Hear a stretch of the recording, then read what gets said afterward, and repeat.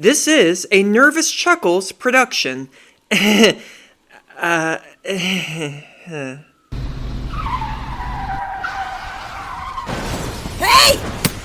reviewing here!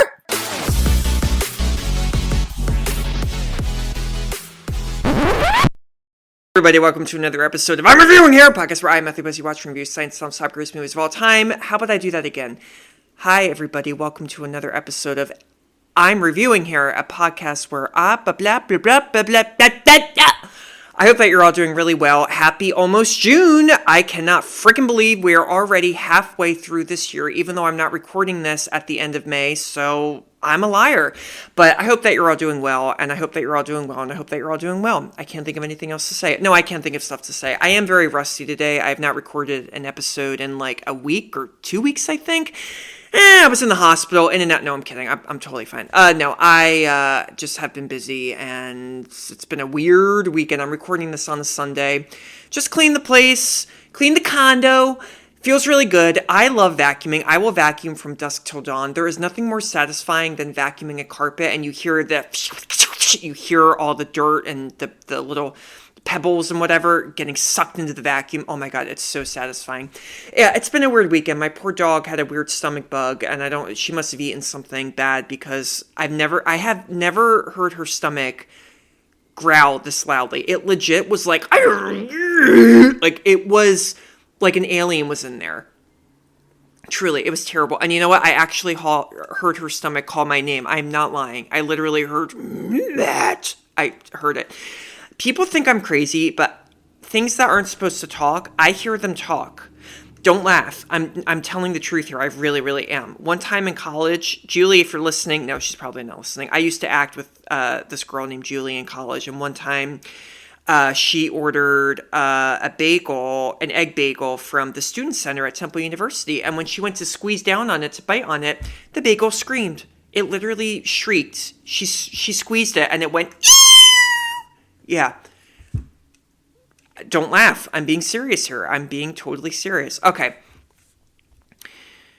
Friends, today, it's my pleasure to talk about a very, very hypnotic, bizarre, whimsical, artistic film. Yeah, we're going artistic today. We are going artistic. I don't think I've reviewed an artistic film, an artsy artistic film, an artsy fartsy artistic film of art housey art in a while. So yeah, this is going to be an interesting one to talk about. It is a movie by Alain Resnais. He did Hiroshima Mon Amour, which I reviewed a few episodes ago, and he did Night and Fog, which is a short film about the Holocaust, which I don't think is on Sight and Sound's list, and I gotta double check. One of my favorite movies of all time. So this one I had never heard of. It is called Last Year at MARIENBAD. Take a listen.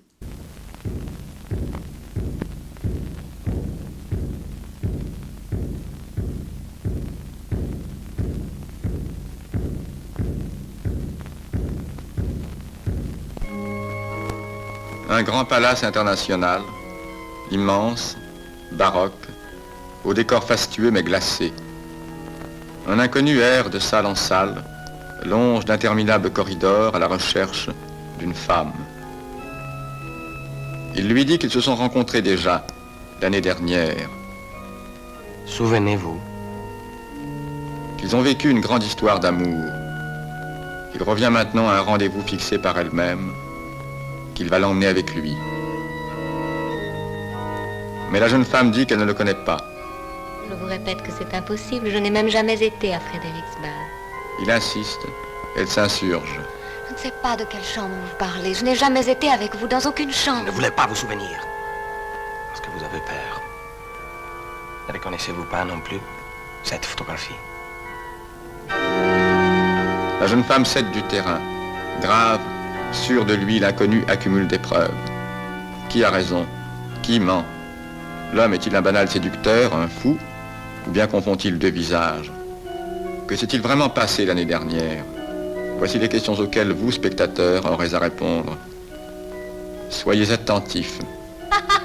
Un objet. Un geste. Un décor. Non!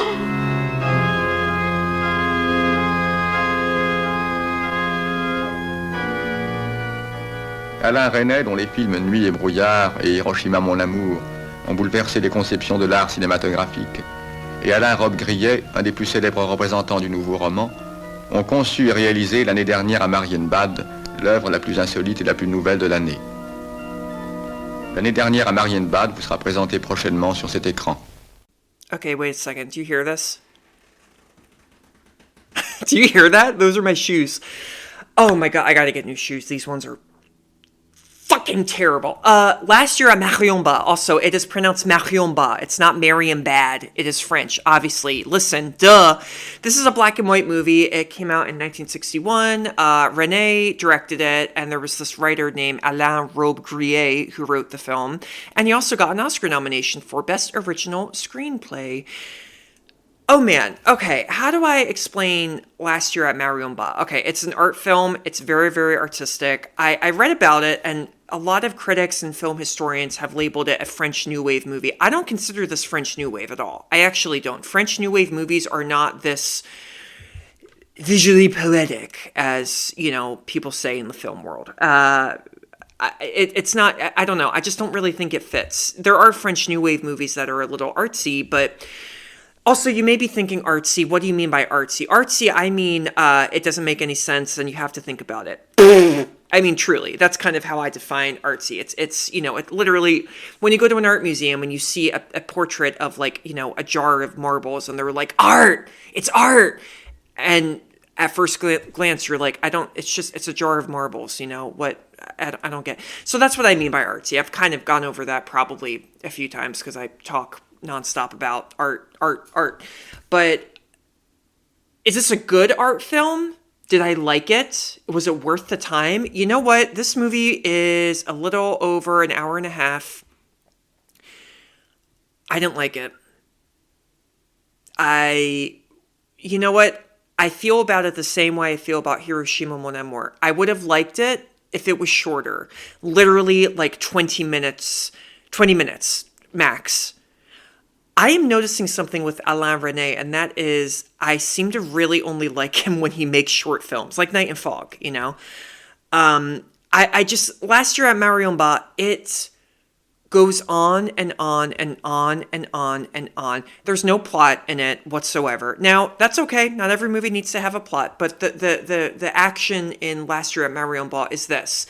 Two people are at this hotel party, whatever.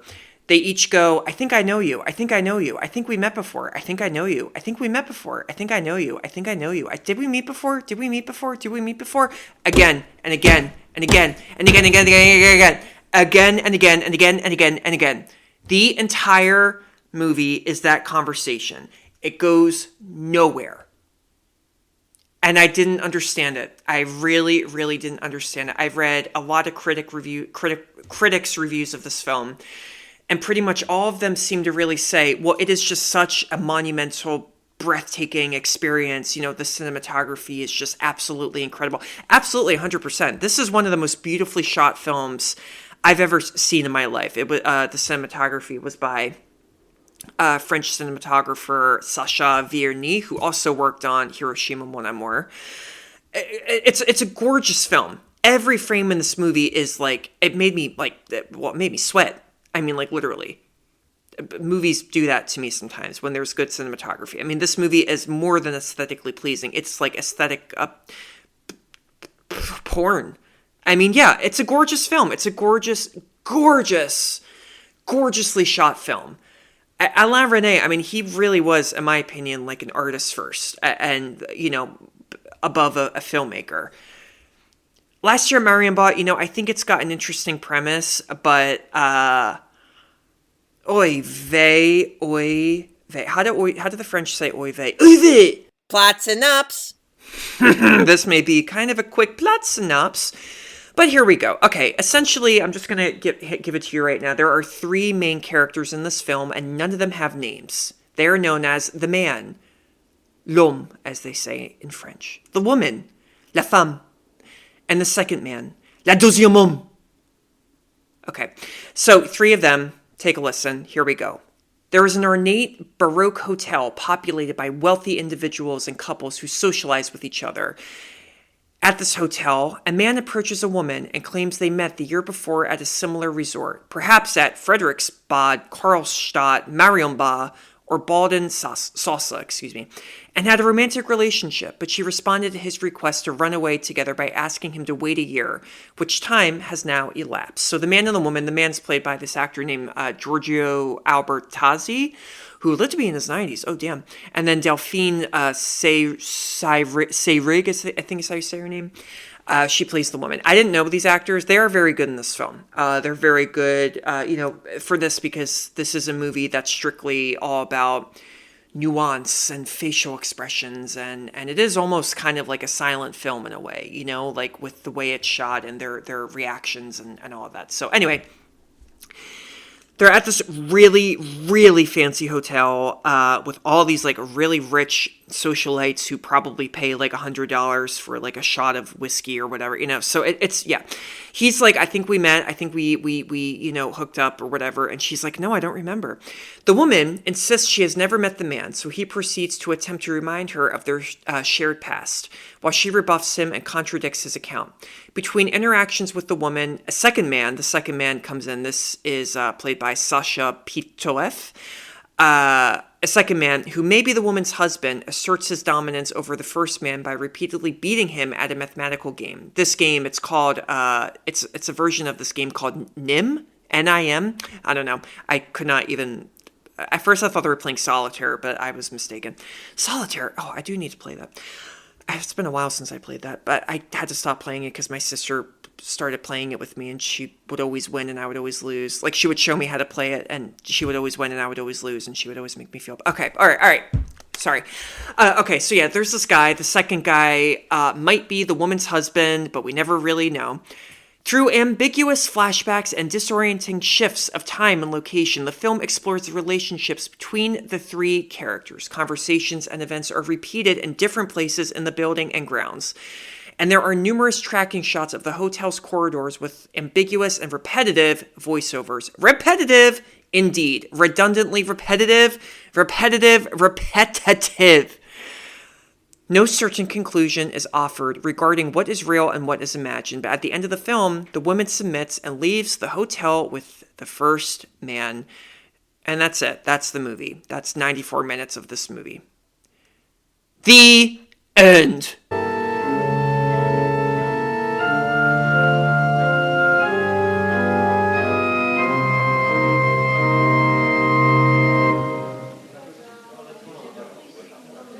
Je vous rencontrais de nouveau. Vous n'aviez jamais l'air de m'attendre. Mais nous nous retrouvions à chaque détour d'allée, derrière chaque buisson, au pied de chaque statue, au bord de chaque bassin. C'était comme s'il n'y avait eu dans tout ce jardin que vous et moi. Nous parlions de n'importe quoi, du nom des statues, de la forme des buissons, de l'eau de bassin. Ou bien, nous ne parlions pas du tout.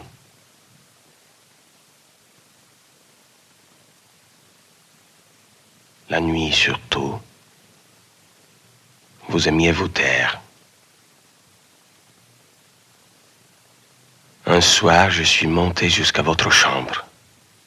I got tired of this film, and I got mad that I got tired, because the movie, this beautifully shot and this hypnotic and disorienting and surreal and oddly romantic. It is a sexy movie. There is a lot of erotic tension in the film, which is very well done. So I tried. I really, really tried. I tried to understand the repetition throughout the film, and I couldn't wrap my head around it. I think, last year at Marienbad, I think, this is an interesting depiction of how memory and dreams are just so unexplainable and bizarre. Now that, I did like that. I like that premise in the film, about literally that. Memories and dreams, sometimes we can't tell them apart. I mean, it's like deja vu, It's like when we have deja vu, we go, huh? Did this happen already?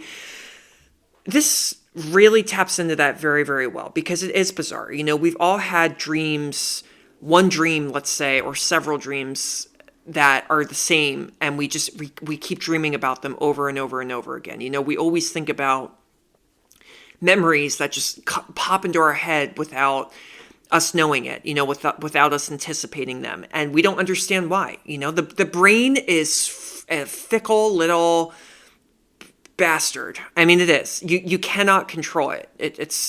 No wonder I have anxiety. I hate it. I hate it. I hate brains. I really do hate brains. But this movie really does show you how we just can't explain everything, in our lives. We can't explain our dreams. We can't explain our memories. We don't know what is going on in this film.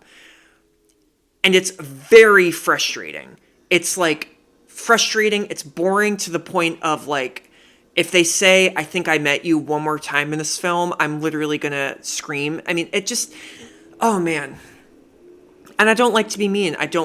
There's so much, ingenuity in this film with regards to the cinematography and just the fact that, it is a very uncompromising work of art. It definitely is.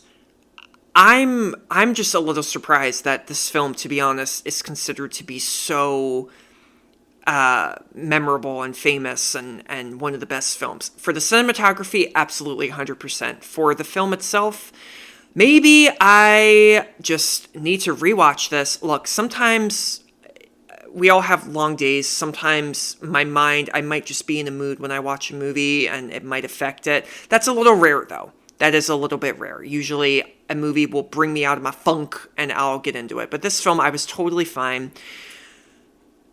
Slowness is just, slow movies, I can handle them to an extent. And, Mr. Rene, he died, but, if your ghost is, I do believe in ghosts. If your ghost is listening to this podcast, oh my God, you were such you had the most incredible vision. What am I trying to say? I'm nervous now. I actually believe in this crap. Alain, you were a visionary. Absolutely 100%. But what was the point of this film? That memory is just annoying and repeats itself? I got that. I just don't really know what the purpose of this movie was. BTS Secrets and Scandals! I'll quickly say before I get to BTS Secrets and Scandals, with regard to the cinematography, Rene, he made Hiroshima Mon Amour very dreamlike and very,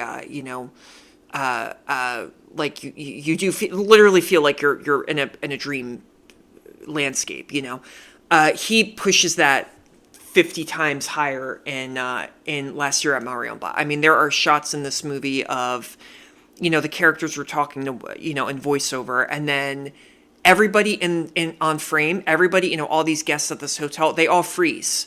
They just all freeze.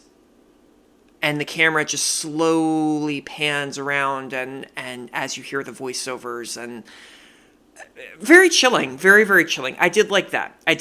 Okay, just wanted to get that in because, I'm not trying to hate on this movie. I did not hate this movie. This is not out one. Don't worry. I did not hate it. Okay. Now, I did try to interpret what this all means.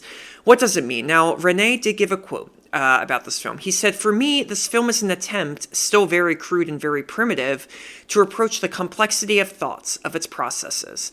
Yes, it is a movie about the complexity of thoughts and memory and desires. And yes, complex, does not have any answers because the mind is very complex indeed.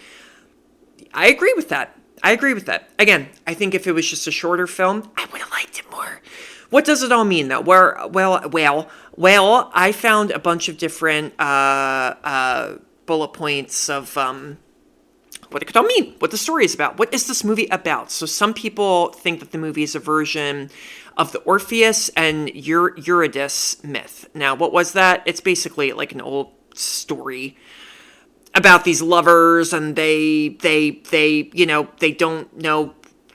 I did not study this that well. I'm sorry. I actually forgot to take notes. It's an ancient legend. It's like a Greek ancient legend. Go read it. I can see that though.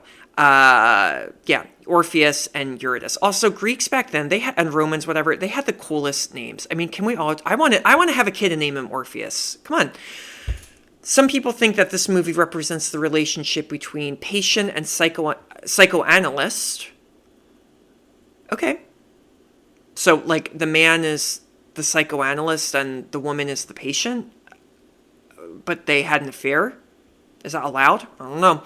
Some people think that this whole movie takes place inside the woman's mind. I could see that. Some people think that the whole movie takes place in the man's mind and depicts his refusal to acknowledge he has killed the woman he loved. I didn't see anything about murder. There's one weird scene in this film that I couldn't explain where, like, she's in bed and, like, the door opens and she's like, no! But was she killed?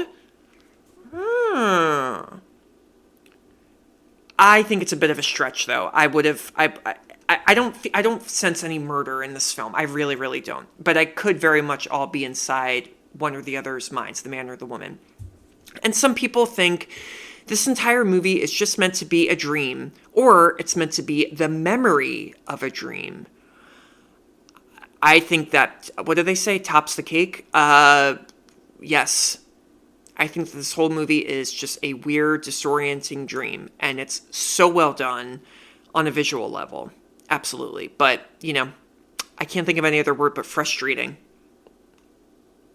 So the screenplay that Robbe-Grillet wrote was very detailed, specifying not only the dialogue and gestures and decor, but also the placement and movement of the camera and the sequencing of shots in the editing. That is very interesting because if you've ever taken a screenwriting class, the one thing that they tell you is in the script, don't write what the camera should be doing. Don't ever write that. They have all those rules. If you've ever seen a script, it says interior, INT, or exterior, EXT, and you just have to write, what the actors are saying and what their actual actions are, but, you can't really write in a script like, John Smith, he is mad and he seems angry with his face. You can't really do that. It's strictly about the blocking, what the characters are doing in the scene. But the cameras, no, you're not really supposed to do that. So I know this because I went to film school and the screenwriting teacher shoved that down our throat because we all wanted to just add some more to the script. And they were like, no! And I was like, no! Oh, so annoying. I did not like screenwriting. I was not good at it. I don't like to follow rules, obviously. But yeah, cool little fact about the movie. French fashion designer Coco Chanel designed dresses for this film. I could see that. Great designer.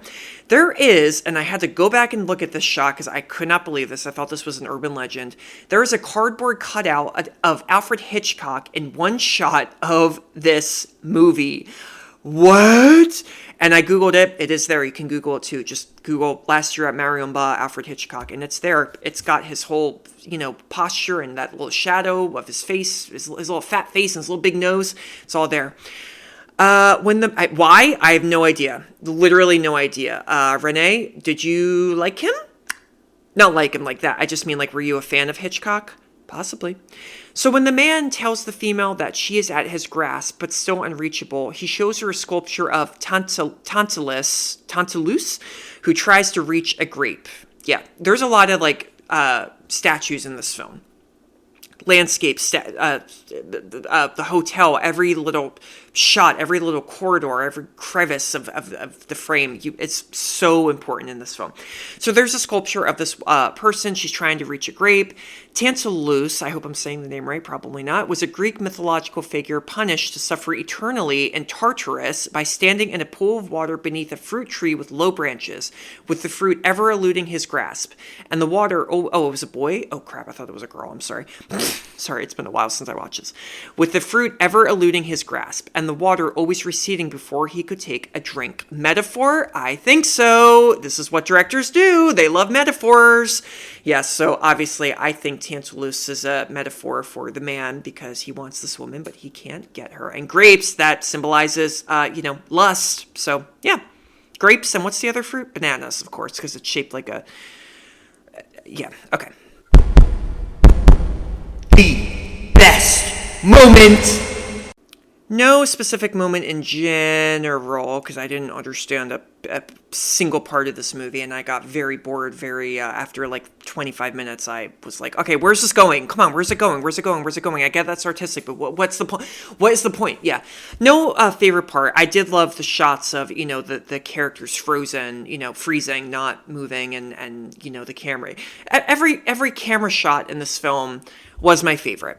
So that is a bad answer, but it counts because this is my podcast, so shut up. Mais est-ce que je suis d'accord avec les critiques de ce film? Not really. I'm not totally in agreement with the critics of this film. Let's see what they said. Well, I know what they said, but okay. Jay Hoberman of Village Voice said, the movie is what it is, a sustained mood, an empty allegory, a choreographed moment outside of time, and a shocking intimation of perfection. It is a mood. It is an allegory for what? I don't know. An allegory for lust? That's so broad, though. I agree with most of that. Okay, I kind of agree with that. Brendan Gill of New Yorker said, the movie flows past one's eyes with the suavity and never to be questioned illogic of a dream. And indeed, it may be that we are intended to perceive that its story is a sort of dream within a dream. A dream within a dream within a dream. Yes, it's all a dream. It's all a dream. I get that 100%. But is it a good dream? No. Are dreams good? Yes, sometimes. I still write down my dreams when I wake up. Roger Ebert of the Chicago Sun-Times loved this movie. He said the movie is a deliberate, artificial, artistic construction. I watched it with a pleasure so intense I was surprised. I think I get what he means in that, yes, it's a riveting experience. If you love movies, it is a riveting experience to just sit in a theater and watch these marvelous visuals, take hold. Your eyes will get huge when you watch this film, and they will stay that way, and you won't be able to blink. Bud Wilkins of Slant Magazine, I know, I'm just thinking of A Clockwork Orange now, said the poster child of cinematic modernism, the movie is the poster child of cinematic modernism, one of those early 60s event films that seemed to break every rule classical Hollywood ever codified. Agree. It's not like any other movies. Yeah. Eric Henderson of Slant Magazine as well also said the recurring attitude throughout most interpretations of Last Year at MARIENBAD is that of sheer interpretation fatigue. Fatigue. I use that word a lot in this podcast. Interpretation frickin' teague. Yes, I agree with what these critics say. Is it a classic film? For its cinematography, yes. For its substance, I guess it's not the right word. But, as a movie, for what it's trying to say, no. I think that this is a movie where it's very strictly just eye candy and eye candy alone. And there is something very hidden and ambiguous in the film. But to be ambiguous, you have to make it a little bit enjoyable. You know what I'm saying? And I just couldn't enjoy the film. Sorry. Is it really one of the best movies of all time? Okay, I'm gonna say no. No, what am I trying to say? The cinematography, yes, absolutely. This movie, for 1961, I mean, Jesus Christ, it's insane how good, cinematographers were back then, and how incredibly visionary they were. I keep saying visually and visionary. I keep mixing those up. You are a visionary, and you can have a visual sense of style. So you can be a visual visionary. Okay, I guess that's what I'm trying to say. No, I don't think it's one of the best. I think this movie's a little overrated, but you know what? Go check it out. Honestly, go watch it. Go watch Alain Resnais films. Honestly, this man really was a visual genius. Oh, I said it again. Shit, I'm sorry. He was a visual genius, though. I can't think of any other word. And give him a chance. Give him a shot. Hit him with your best shot. Fire away. Okay. Thank you all for tuning into this episode. I will catch you next time. Stay safe out there. Stay cold, because it's hot right now, unless you're cold. Okay, anyway, and in the meantime, get your ass off the couch and go to the goddamn movies, okay? If you're at the shore right now, or you're going to the shore and like you can't go to the movies, you can go to the movies when you're at the shore, okay? Cape May, Ocean City, Bethany, Atlantic City, they all have movie theaters. Take a day from the beach, off from the beach, and go. Go to a matinee, okay? Go. Also, the beach in the very early morning, it's so annoying because there are so many people there who go. I think it's better to go to the beach in the mid or early afternoon, okay? You will have time to go to the beach. Just support your local theaters and go to the movies, okay? And then go to the beach, because then at the beach you can talk about how good the movie was or how bad the movie was, and you'll have a good conversation. If you have a date, bring the date to the movie and then go to the beach afterwards, and then you can talk about it. And then there's a good chance that you guys will make out in the water because of how much you liked or disliked the movie that you just went to, because you just went to the movies, okay? So just do it, okay? Go to the movies, go to the movies, go to the movies. Okay, cool, bye. Good. Ah!